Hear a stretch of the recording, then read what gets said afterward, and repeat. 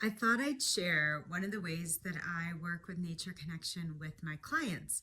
So I work outdoors, indoors, and online with clients, and we can weave nature connection into any of those formats of therapy. So especially when I'm working with somebody indoors and or online, one of the first things I do is I ask them to take a little wander around their space and find where is nature all around. Where is it here? Or I like to say meet. Who is here? Who is in your space? What are the nature beings?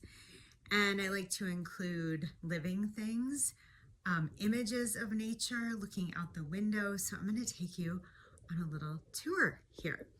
So in the space that I am in, if we look who is here, we have these plant beings right here. And as you can see, there is windows right here that look out over the mountains to the sunshine in the sky. So many beings out there.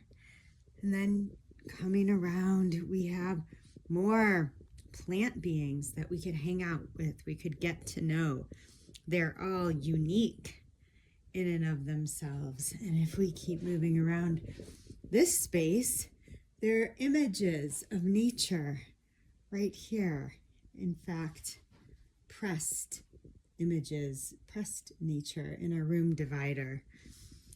And because again, I love nature, I have rocks that I found up on the land and tree images, a gift from a friend, and art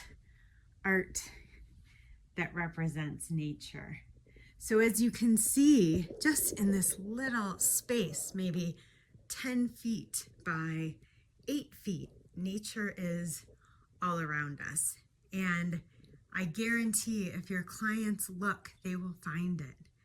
So you can begin with that, and then once you've identified where nature exists, there's so many different interventions that you can do from there.